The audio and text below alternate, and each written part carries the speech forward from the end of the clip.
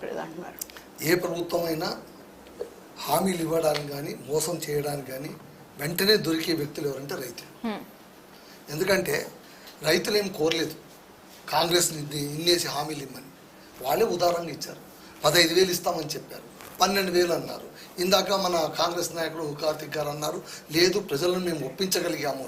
Okay, ఆ 12,000 అయినా సరే ఎలా వేస్తున్నారు? మొన్న ఎకరా వేశారు, 2.5 ఎకరాల లోపల వేశారు, ఇప్పుడేమో 3.5 ఎకరాల లోపు అంటున్నారు. కండిషన్స్ పెడతారు. 3.5 ఎకరాల లోపు అంటే దాటిన వాళ్ళకు రాదా? అదొక క్వశ్చన్ మార్క్ వస్తుంది. సరే అనొచ్చు, మేము చెప్తున్నాము మాకు కాస్త సమయం ఇవ్వాలి కదా అలా ఇలా. సరే, మిమ్మల్ని గెలిపించింది ఎందుకు? ఏ ఆశతో గెలిపించారు? ఏ సాయం చేస్తామని గెలిపించారు? అది కూడా మీరు ఆలోచించాలి కదా. పైగా ఇప్పుడు రైతు రుణమాఫీ అట్ ఎ టైం జరగలేదు. 2 లక్షలు రుణమాఫీ చేస్తామన్న వాళ్ళు ఏ మేరకు చేశారో ప్రభుత్వం వాళ్ళే ఆలోచించుకోవాలి. రైతు బంధు పెట్టుబడి ఎందుకు ఇస్తామని చెప్పండి రైతులకు? పంటలు సాగు చేసుకునే సమయానికి వాళ్లకు పెట్టుబడి సాయం కింద ఉండాలని రైతు భరోసా ఇస్తామని చెప్పారు. అది సకాలానికి సరిగ్గా అందకపోయినప్పుడు రైతు ఏం చేస్తాడు? పంటనైతే ఆపుకోలేడు కదా. ఆపుకోలేనప్పుడు ఏం చేస్తాడు? అప్పులు చేస్తారు.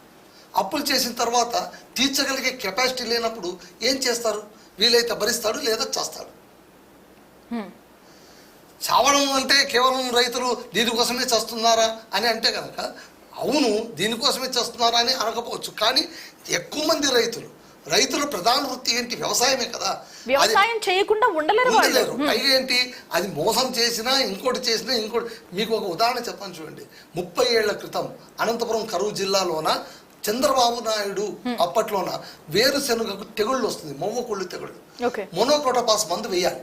ఆ మోనోక్రోటోపాస్ మందు సరిగ్గా సప్లై చేయకపోతే పంట నష్టం వచ్చి 100ల్లో జనాలు అదే మోనోక్రోటోపాస్ మందు తాగి చచ్చిపోయారు.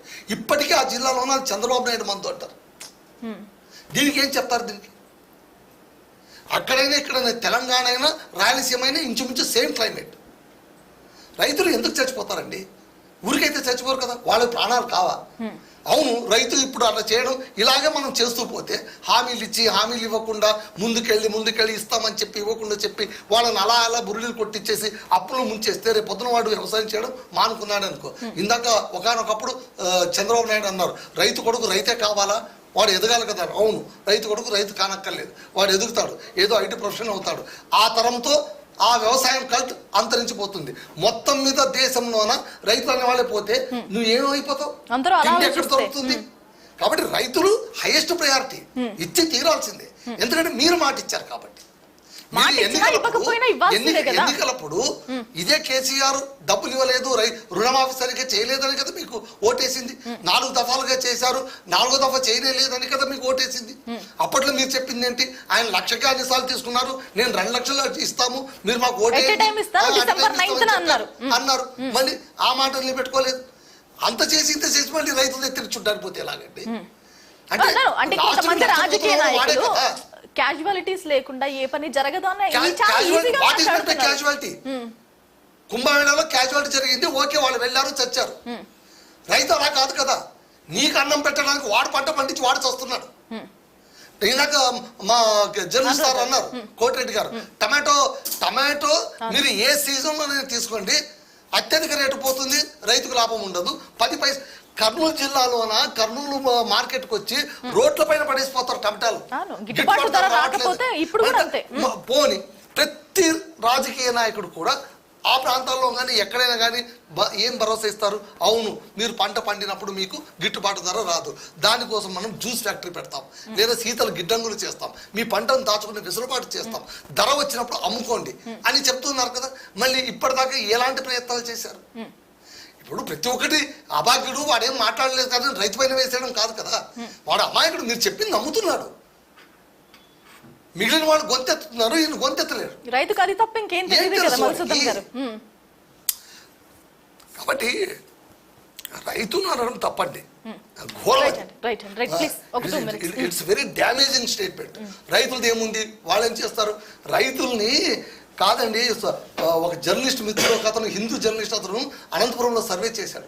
ఆయన అదే అన్నాడు, రైతులు వాళ్లకు ఇబ్బంది కలిగితే వాళ్ళు పెరుగులో పురుగన్నం కలుపుకుని తిని చచ్చిపోతారు కానీ వేరే వాళ్ళని చంపారు ఫ్యాక్షనిస్ట్ లాగా వాళ్ళు రైతులు వాళ్ళు అని. ఎంతో మంది రైతులు అంటే జప్తు చేసినందుకు అవమానం పాలై చచ్చిపోయిన వాళ్ళు చాలా మంది ఉన్నారు. ఉరికొయ్యకు వేలాడిన వాళ్ళు చాలా మంది ఉన్నారు. మరి అలాంటి రైతుల గురించి మనం మాట్లాడుకోవాలి. మేము హామీలు ఇచ్చేసాం చూస్తాము, అవును అవతల వాళ్ళు అప్పు పెట్టి పోయారు, మీకు అప్పుడు తెలియదు అప్పులు పెట్టి ఉంటారని మీరు మాట ఇచ్చారు కదా.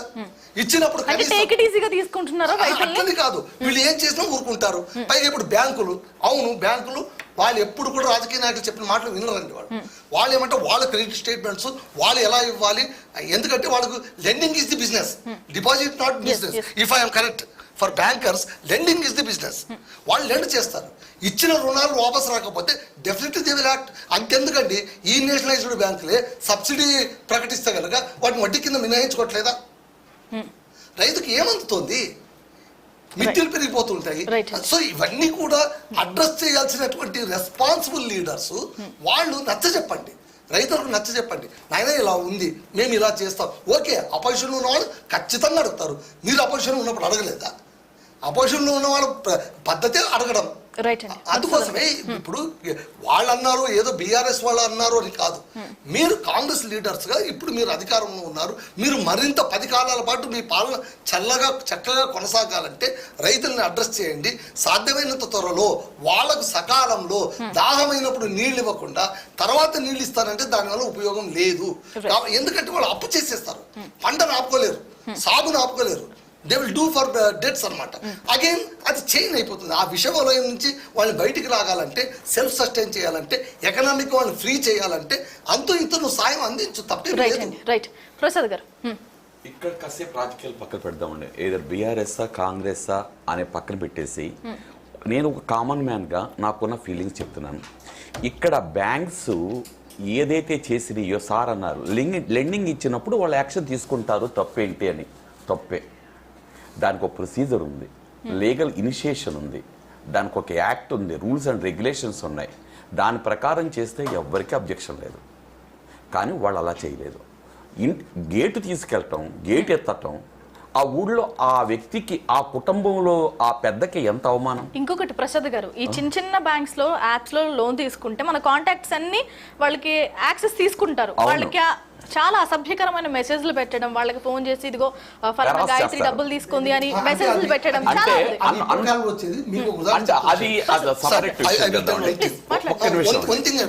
ఏంటంటే కోఆపరేటివ్ సొసైటీ బ్యాంకుల్లోన ఒకసారి డెట్స్ అన్ని కలెక్టర్ తీశాడు లిస్టు, ఎవరెవరి లోన్లు ఎన్నెన్ని ఉన్నాయంటే రైతుల కంటే కూడా బడా ఎంపీలు ఎమ్మెల్యేలు విల్ఫుల్ డిఫాల్టర్స్, కోట్లలో అప్పులు చేసి ఎగ్గొట్టిన వాళ్ళు ఉన్నారు.